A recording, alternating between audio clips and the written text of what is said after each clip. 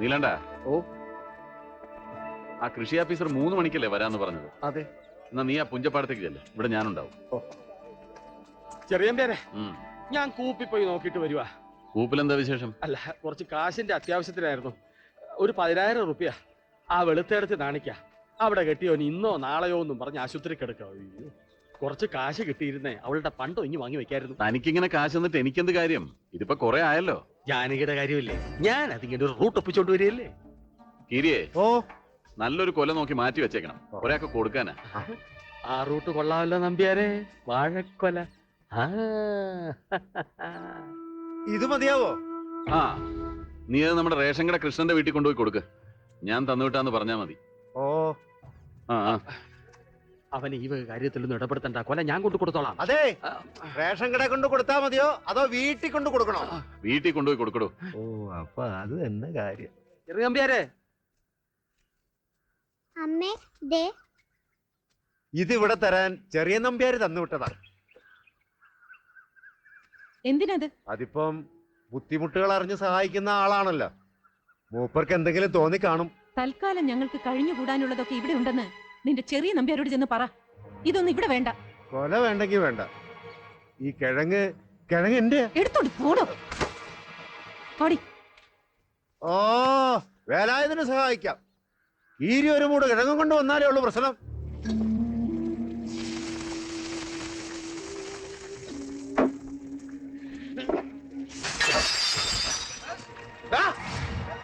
ചെറ്റ കീരി നായിന്റെ മോനെ, എന്റെ വീട്ടിൽ കയറ്റുന്ന പെണ്ണുങ്ങൾ തോന്നിയാസം പോയല്ലടാ. കയ്യടാ നായ.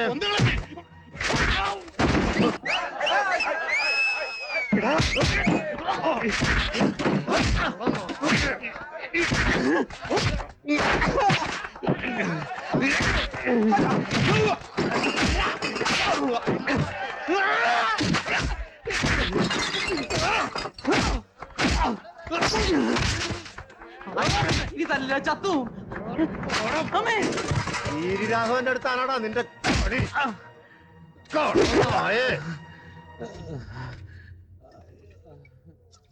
മാസൂടെ എത്ര ഉപ്പി പൊട്ടി?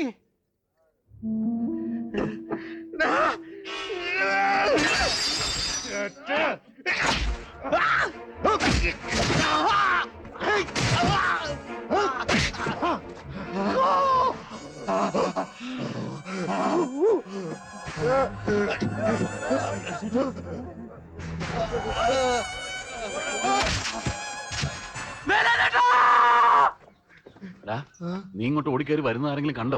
അറിയില്ല. തൽക്കാലം നീ ആ വടക്കേപ്പുറത്ത് തേങ്ങാപ്പുര പോയി ഒളിച്ചോ. എന്താ വേണ്ടെന്ന് ഞാനൊന്ന് ആലോചിക്കട്ടെ. ചെല്ല്. ചെറിയ പേര് എന്നെ എങ്ങനെയെങ്കിലും. നീ പേടിക്കണ്ട, ഞാൻ നോക്കിക്കൊള്ളാം. പോ. അവൻ ചത്തോ? അറിയില്ല, ഞാൻ അന്വേഷിച്ചോളാം. നീ പോയിക്കോ.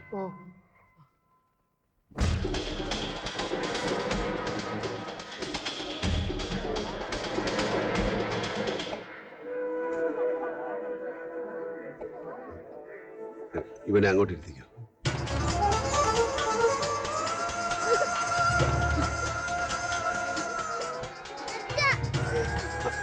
അങ്ങോട്ട്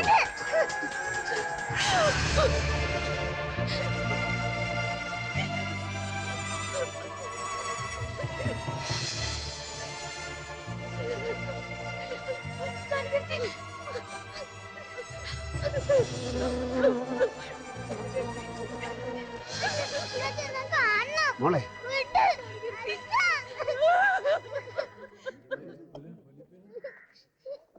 പോലീസിൽ അറിയിച്ചോ? ഞാൻ ആളെ വിട്ടിട്ടുണ്ട്.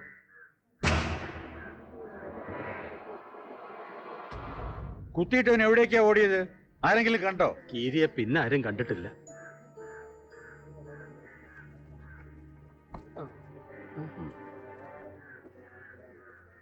കീരി തേങ്ങാപ്പുരക്കകത്തുണ്ട്. ആ, അവിടെ കയറി ഒളിച്ചോളാൻ പറഞ്ഞ് കയറ്റി ഇരുത്തിയതാ. നീലാണ്ടനെ സ്റ്റേഷനിലേക്ക് പോയത്.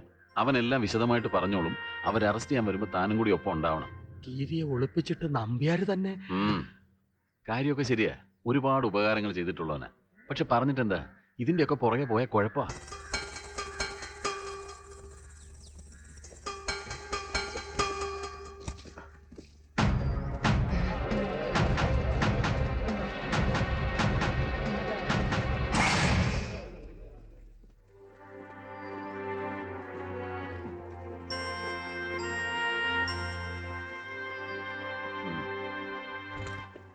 നടക്കടാ.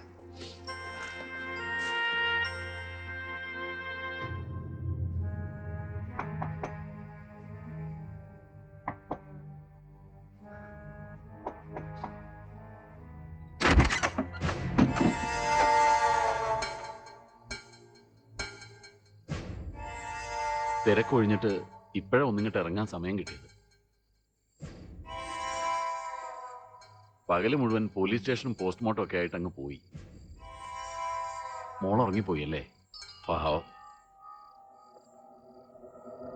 എന്നാലും കൃഷ്ണന്റെ കാര്യം വലിയ കഷ്ടമായിപ്പോയി. ആ ഇനിയിപ്പോ പറഞ്ഞിട്ടെന്താ? ആ കീരി മനഃപൂർവ്വം കുത്തിയതല്ല എന്നാണ് അവൻ പറയുന്നത്. എന്നാലും അവനെ സഹായിക്കാനോ പുറത്തു കൊണ്ടുവരാനോ ഒന്നും ഞാൻ ശ്രമിക്കുന്നില്ല. സാധിക്കാത്തത് കൊണ്ടല്ല. നിനക്ക് പണത്തിന്റെയോ മറ്റെന്തെങ്കിലും ആവശ്യം ഉണ്ടെങ്കിൽ ചോദിക്കണം. എന്ത് സഹായത്തിന് ഞാൻ ഉണ്ടാവും. അത് പറയാനാ ഇപ്പൊ വന്നത്. ഈ വീടിന്റെയും പറമ്പിന്റെയും ആധാരം കുറുപ്പിന് പണയത്തിലാണല്ലോ എന്ന് ഓർത്തൊന്നും വിഷമിക്കണ്ട. അതൊക്കെ ഞാൻ നോക്കിക്കോളാം.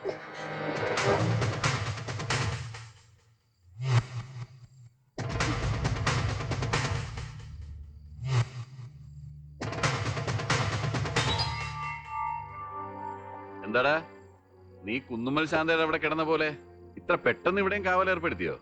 ഗോപിയെ, വേലായുധം വ്രതം എടുത്തിരിക്കുക ആരെയും തല്ലില്ല എന്ന്.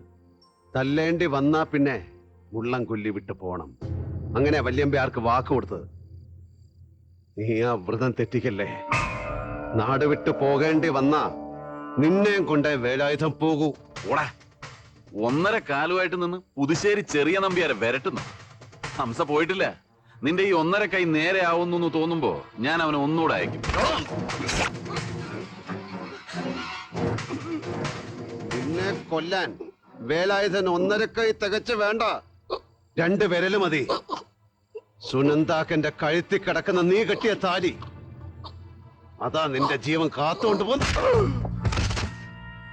കെട്ടിയോൻ ദുർമരണപ്പെടുമെന്നൊരു ജാതക ദോഷം സുനന്ദാക്കനുള്ളതാ. അത് എന്റെ കൈ കൊണ്ടാവരുതെന്ന് വിചാരിച്ചിട്ടാ. എഴുന്നേറ്റ് പോടാ.